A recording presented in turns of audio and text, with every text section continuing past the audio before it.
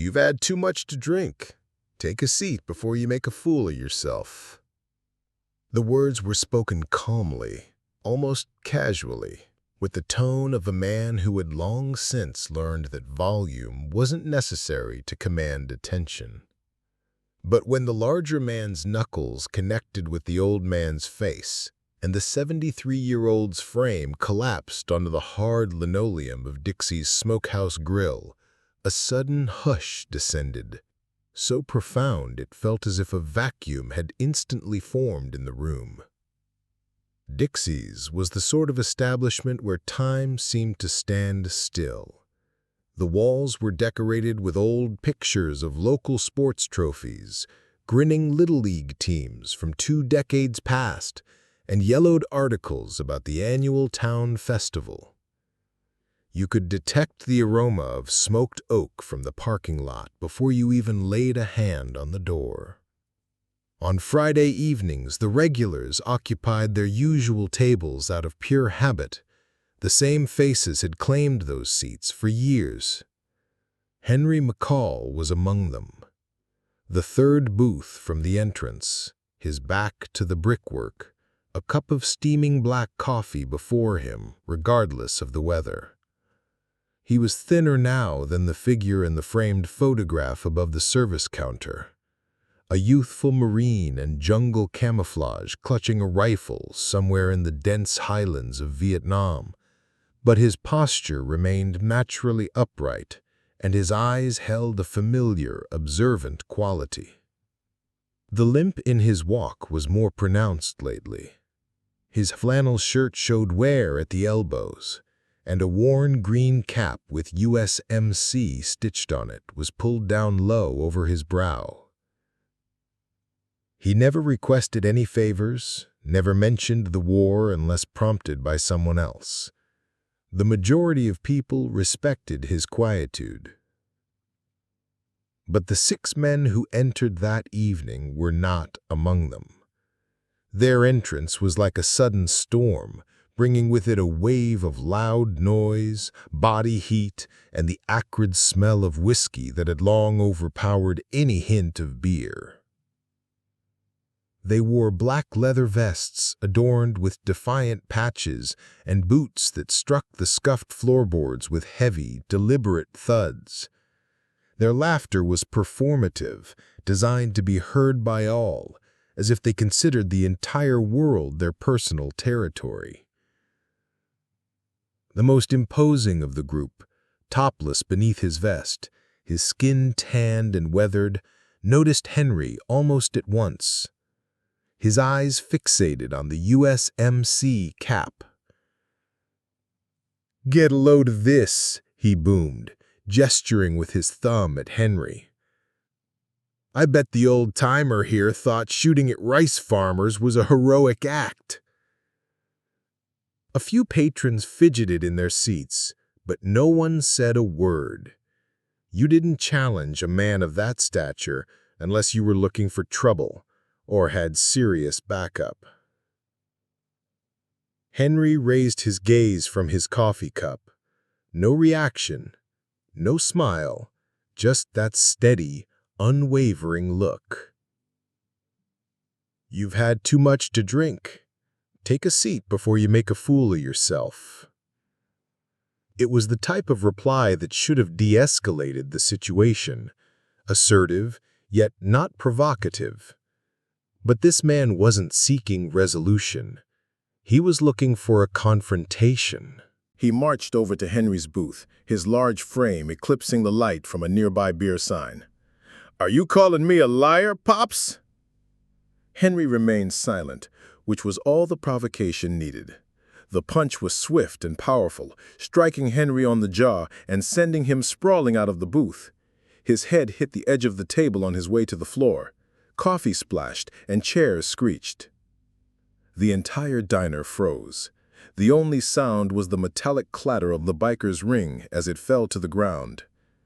Henry lay on the floor, dazed, a thin stream of blood appearing on his cheek.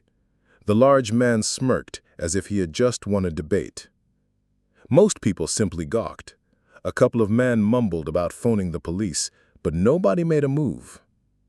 The bikers exuded an aura of menace, a history of conflict written in their tattoos, their scars, and their confident sneers. In a booth on the opposite side of the room, a man in a faded baseball cap and a plaid shirt paused his meal. His hands were trembling as he fumbled for his pocket, but the tremor was not from fear, it was from age. Eli Walker, age 74, a Navy veteran, his vision slightly dimmed but still keen when it counted. He opened a worn flip phone, its screen so scuffed it appeared to have been through its own share of battles. His thumb typed out 5 words to a single contact. Echo, Charlie 1. Incident. 20 Min. Click. The phone was closed. Eli glanced up at the biker who was still standing over Henry. "You chose the wrong evening for this."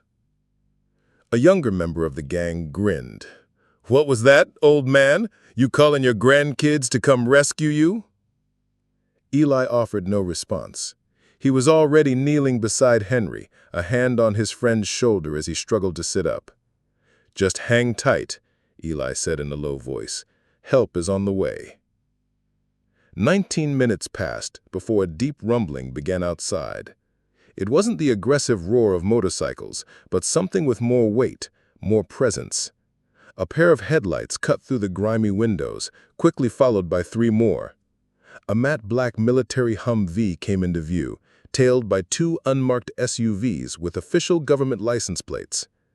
The final vehicle was a white medical transport with the Department of Veterans Affairs emblem on its side. They parked in a tight formation, engines running, securing the gravel parking lot with practiced ease. The door to Dixie's flew open. A man in a pristine desert camel uniform entered, looking as if he had just stepped out of a recruitment advertisement. Major Cole Ramirez, chiseled jaw, eyes that surveyed the room like a radar system. Behind him, 6 other men spread out, some in full combat gear with ranger insignia, others in medical scrubs. Every one of their actions was precise, synchronized, and devoid of any wasted motion. Ramirez's eyes found Eli and Henry immediately. "Sir, are you okay?" he inquired. The large biker stepped forward. "You've got no reason to be here, soldier boy." Ramirez's smile was icy. "You just assaulted Sergeant McCall, 3rd Reconnaissance Battalion, recipient of 2 Purple Hearts and a Bronze Star. That makes it our reason." The atmosphere within Dixie's shifted immediately. The dull buzz of conversation and clinking glasses vanished, replaced by a sharp, tense energy. You could feel the change, like the charged air just before a thunderstorm unleashes its fury. The lead biker stared at Ramirez, still wearing the cocky smirk of someone who believes they have the advantage. "2 Purple Hearts," he repeated with a scoff, "and I don't give a damn what the old guy did half a century ago."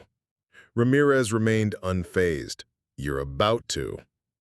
The soldiers behind him advanced further into the diner, not quickly, not aggressively, but with unmistakable purpose.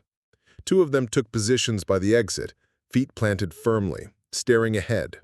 Another rested against the counter as if about to order, but his attention was fixed on the bikers. The medical team was already setting up their equipment on a vacant table, laying out gauze and diagnostic tools. A few of the regular customers, men who had been leisurely drinking their beers, pushed their stools back and made a quiet exit, giving the soldiers a wide berth. The waitresses stood motionless. The jukebox, in the middle of a song, seemed to have lowered its own volume. Eli helped Henry settle back into his seat.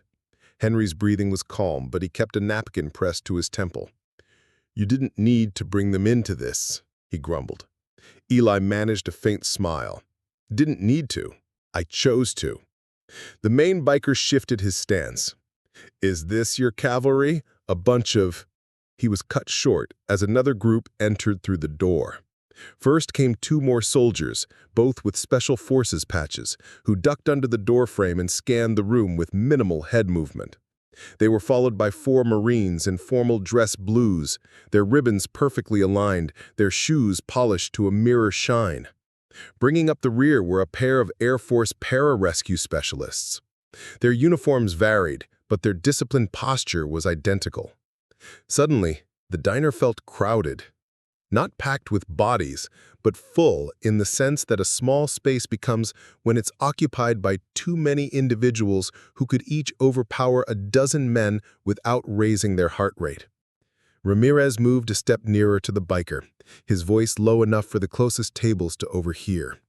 Sergeant McCall is considered family by half of the nearby military base.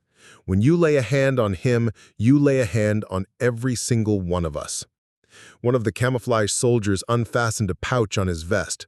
We have the entire incident recorded. Every insult, every blow.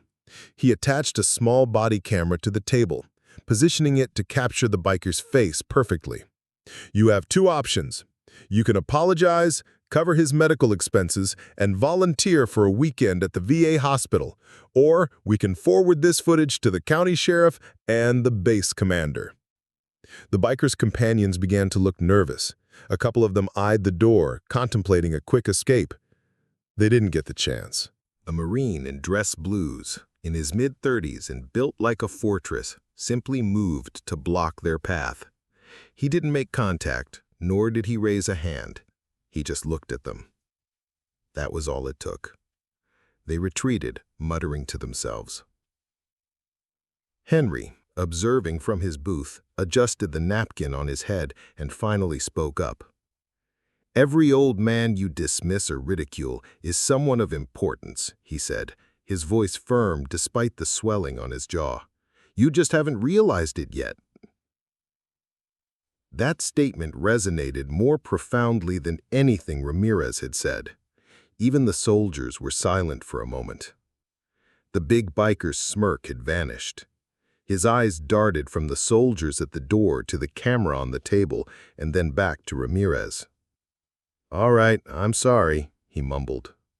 Ramirez's expression was unyielding. "Tell him." The biker turned awkwardly to face Henry. "Sorry, old man. I didn't realize you were important." Henry's face remained neutral. "I am important, and so is every other person in this diner. Don't forget that." The biker gave a sharp nod and took a step back, his shoulders sagging as if the full weight of his miscalculation had just settled upon him, outnumbered not just by bodies, but by men who operated under a code he could never comprehend. One of the medics approached Henry with a penlight. "Do you mind if I check your pupils, Sergeant?" Henry let out a sigh, but complied. "You guys don't really accept no for an answer, do you?" "No, sir," the medic replied with a small smile. "We do not." Across the room, Eli relaxed back into his seat, the tension finally leaving his body. He'd witnessed scenes like this before, more than he could remember. Not just the arrival of backup, but the way they instinctively formed a protective circle around one of their own who had been struck. The way they unified, both physically and morally, without a single command being given. Ramirez addressed Eli. "The last time you sent a message was for that pileup on Highway 214. Eli chuckled. "That's right. You brought 2 Humvees and a medevac helicopter for a minor car accident." "You never know when a minor accident might become something more," Ramirez responded. "It's better to arrive prepared for the worst." The soldiers began to relax their rigid stances, their initial formation dissolving once it was clear the bikers weren't seeking another confrontation. One medic started to clean the floor where Henry's coffee had spilled, as if he were tidying up his own kitchen. The lead biker stood near the counter, his hands shoved in his vest pockets, his gaze fixed on the ground. He would occasionally look toward the exit, but the atmosphere in the room kept him in place, as if leaving too abruptly would be seen as an act of cowardice. Finally, Ramirez gestured toward the parking lot. "You are all free to leave, but expect to hear from us about your volunteer shift at the VA." The biker swallowed hard, gave a single nod, and walked toward the door. His group trailed behind him, their heads lowered. Outside, the convoy's engines maintained a low, steady rumble, waiting. Inside, the tension had transformed into something new, Not just relief, but a sense of shared understanding. The kind that exists between people who have weathered the same kind of storms. Henry leaned back, applying a bit more pressure to the napkin at his temple. "I don't imagine you brought any decent coffee with you," he commented. A faint grin appeared on Ramirez's face. "We'll see what we can arrange." The soldiers didn't just stand by. They made themselves at home, as if reclaiming the territory. One Marine went to the jukebox and began selecting classic country songs. A ranger ordered 2 servings of brisket, placing one in front of Eli without a word. After the medics finished their assessment of Henry, they pulled up a chair to his booth, clearly intending to stay for a while. It no longer felt like a confrontation. It felt like a reunion. The regulars noticed it too. Their posture relaxed, and conversations resumed, albeit at a quieter, more respectful volume. Major Ramirez captured the room's attention with only his voice. "Everyone, this is Sergeant Henry McCall, 3rd Recon Battalion, United States Marine Corps. He is wounded in action twice and is a recipient of the Bronze Star. He is more than just a patron here. He is one of the very reasons we are able to enjoy places like this." Every soldier in the diner came to attention and delivered a sharp salute. The simultaneous sound of boots striking the floor echoed like a single clear bell. A couple of the regular patrons, not knowing what else to do, also rose to their feet. Henry, still in his booth, blinked at the formation before him. "You didn't need to do all this," he said softly. Ramirez shook his head. "You earned this honor decades ago. We're just overdue in presenting it." Even the bartender, who had been motionless since the first Humvee pulled up, raised a glass. "To Henry," he declared. And for the first time that night, a genuine smile spread across Henry's face. The salute was held for a few moments before Ramirez gave the command to stand at ease. The soldiers relaxed but did not disperse. They remained nearby, a matter of both training and choice, as if it would be a dereliction of duty to leave Henry by himself again. A young corporal who looked like he had just finished basic training sat in the booth opposite Eli. "Sir, what was the Mekong Delta like in 1968? My grandfather served there but rarely spoke of it." Eli chuckled softly. "Humid, hot, and much, much further from home than any of us wanted to be." His expression softened, but we had one another. That was the crucial part. At the adjacent table, a medic was applying a fresh bandage to Henry's head. "It's a mild concussion, but you'll be fine. The VA transport will take you home." Henry gave a nod of thanks. "You men didn't have to go to all this trouble." Ramirez, overhearing the comment, leaned in. "Yes, we did. That's the nature of a brotherhood. You don't get to choose when it no longer applies." The entire dynamic of the room had changed. Fear had been replaced by warmth. Isolation had given way to connection. Even the regulars who hadn't exchanged words with Henry in years were now stopping by his table to shake his hand and inquire about his service.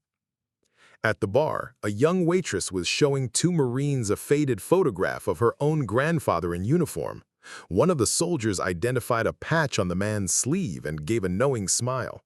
Stories began to surface about tours of duty, about returning home, about the families that waited. Outside, the convoy's headlights continued to illuminate the gravel lot. The bikers were getting into their trucks with their heads bowed, their earlier arrogance completely gone. They drove away without a backward glance. When Ramirez finally prepared to depart, he first went to Eli's booth. "That text message still works," he noted with a grin. Eli patted his pocket. "That was the last contact I had programmed in." Ramirez produced a folded piece of paper from his uniform and slid it over. "Here is a new number. If you ever require our assistance again, just send the signal." Eli put the paper in his wallet without comment. Then he looked at Henry. "Same time, same place next week?" Henry smirked, the swelling on his jaw tightening slightly. "Only if the coffee is better." A wave of quiet laughter went through the soldiers who were still nearby. The medics led Henry to the VA van as Ramirez went outside to have a quiet word with the drivers. The Humvee's engine idled with a low rumble, like a steady heartbeat in the darkness. The soldiers exited the diner in the same manner they had entered, methodically, in an orderly fashion, a moving formation of silent competence. As the last one left, the door closed behind him, and it was as if Dixie's could breathe again. Inside, the conversation slowly reverted to familiar topics like the weather and fishing. But something had changed. The atmosphere was different. People looked at Henry's vacant booth as if it now held a greater significance. The bartender, while wiping the counter, paused and looked at Eli. "I've never witnessed anything like that in my life." Eli simply shrugged. "That's because that's not something you often see, but it's always present." Much later, after the last patron had left, the waitress discovered something left on Henry's table, his half-empty coffee mug with a folded napkin beneath it. Written on the napkin in neat capital letters was a single sentence: "Some accounts can't be settled with money." She didn't discard it. She placed it in the cash drawer next to the photograph of her own father in his uniform. Further down Route 27, the convoy blended into the night, its taillights shrinking until they vanished from view. There were no sirens, no news reports, no media awaiting their return. Just a silent journey back to their base, carrying with them the same unwavering resolve they had arrived with. In the back of the VA van, Henry gazed out the window at the passing landscape. His reflection showed an older, slower man, but beneath the bruises and the bandage, he could still recognize the young Marine who had led patrols in the highlands of a distant land half a century ago. "Are you doing all right back there?" the medic driving the van asked. Henry gave a slight nod. "Better than I was an hour ago." The medic smiled. "That's good to hear. You're not just a former Marine, Sergeant. You embody the Corps, and we always look after our own." Henry did not reply. He didn't have to. Back at Dixie's, the waitress changed the sign to closed and locked the front door. For a long moment, she stood in the silence, her eyes fixed on Henry's booth. She reflected on the way the soldiers had regarded him, the way strangers had saluted him as if he were a lifelong friend. She had a realization then that such profound respect isn't created in an instant. It is earned over a lifetime, forged by decisions made in places most people will never have to go. And every so often, it takes the arrival of an entire convoy to serve as a reminder of that truth. When Henry arrived home that night, he placed his cap on the kitchen table, poured a fresh cup of coffee, and sat in the darkness, embracing the silence. The bruise on his face would heal, the limp would remain. But so too would the certainty that even in an unassuming roadside diner, the Brotherhood was still vigilant, prepared to respond in 20 minutes or less without hesitation. The skirmish was concluded. The night was peaceful, and tucked away on a slip of paper in Eli's wallet was a promise. Not all conflicts are waged on foreign soil. Some are fought in quiet moments, in the gaps between taunts and the hands that reach out to help you to your feet. And when they answer your call, not with anger, but with loyalty, you are reminded. You are reminded of who you are, and you are reminded that you are never truly alone.